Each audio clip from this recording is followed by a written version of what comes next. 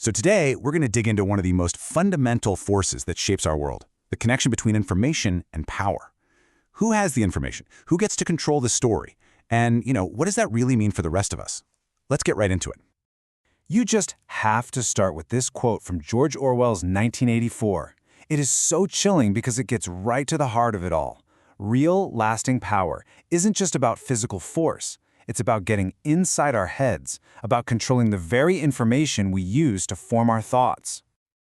Okay, so that's the big, kind of scary idea, right?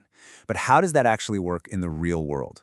How does a simple piece of information, a number, a price, a rule, turn into a genuine lever for power? That's the question we're really going to unpack here. Here's our game plan. First, we're going to flip a famous saying about knowledge and power on its head. Then, we'll dive into an incredible real-world story from Indonesia. After that, we'll look at the darker side. Hello, Big Brother. Then explore the trade-offs we make every single day. And finally, we'll ask the big one. Who really holds the power in this information age? All right, let's kick things off with Section 1, Knowledge, Power, and Control. We're going to start with a philosopher's spin on a phrase we've all heard 1,000 times, but maybe haven't really thought about. Knowledge is power. Sounds pretty straightforward, doesn't it? The more stuff you know, the more powerful you become. It makes it sound like knowledge is just this tool waiting to be picked up. But what if we've got it completely backwards? And this is where the philosopher Michel Foucault throws a wrench in the works with this absolutely brilliant idea. He argued that powerful institutions, think governments, huge corporations, entire social systems, they don't just use knowledge. No, they define what even counts as knowledge in the first place. They get to set the rules of the game to keep themselves in charge. So power doesn't just come from knowing things. It comes from deciding what is even possible to know.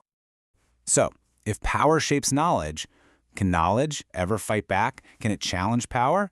You bet it can. And to see how, let's turn to this amazing case study from Indonesia, where one little card, well, it changed everything. So here's the setup.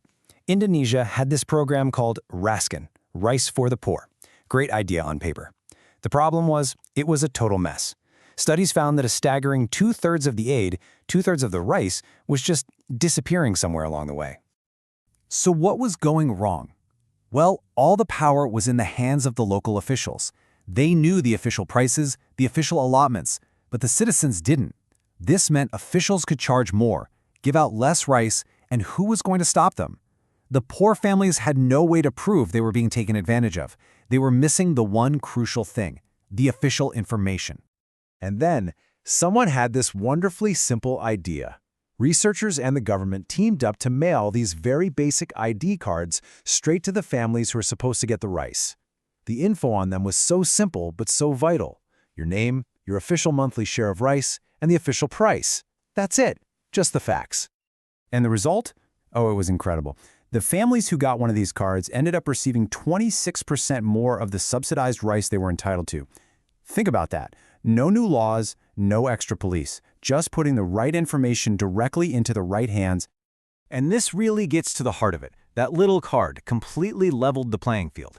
It gave people the proof, the evidence they needed to stand up and say, hey, wait a minute, this is what I'm owed. A simple piece of paper became an incredible tool for power and accountability.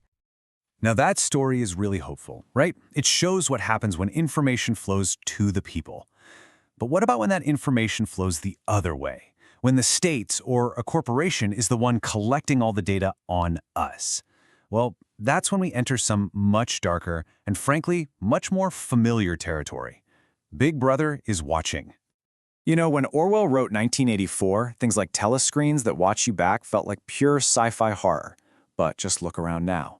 We're blanketed in CCTV, facial recognition is becoming common, and our every click, every like is monitored and collected. The surveillance tools Orwell imagined, they're not fiction anymore.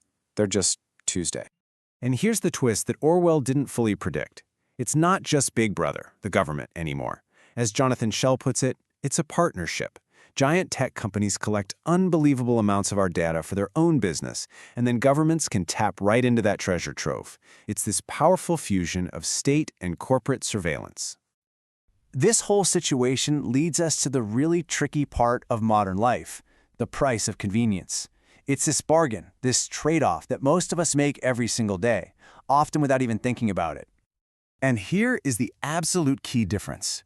In 1984, the surveillance was a boot on your neck. It was forced on you, designed to make you afraid. But today, it's much quieter. It's subtle. In fact, most of the time, we choose it. We click I agree, we accept the cookies, because we get something back. Convenience, personalized ads, services that make life feel just a little bit easier. And this is the deal, laid out in black and white. On one hand, what we get is pretty appealing. Police can use data to solve crimes, we get ads for things we actually want, and our apps just seem to work. But what are we giving up? Our personal data, our privacy, and a certain kind of freedom from being constantly watched and analyzed. We're handing over the raw materials of information power. So, where does all this leave us? It really brings us back to that one final, fundamental question. In this endless struggle, who is actually holding the information? When you boil it all down, it comes to this. The whole thing is a constant tug of war. We saw in Indonesia how transparency, giving people information, can empower them to challenge the system. And we've seen how surveillance, collecting information about people, can be used to control them. These two forces are always in conflict, and they're defining the battleground of our time. And that's the thought I really want to leave you with. Because as AI gets smarter and data becomes even more valuable than oil, the stakes are just going to get higher. The power to literally shape our society will belong to whoever controls that data and writes the rules for how it's used. The real question for all of us is, who do we want that to be?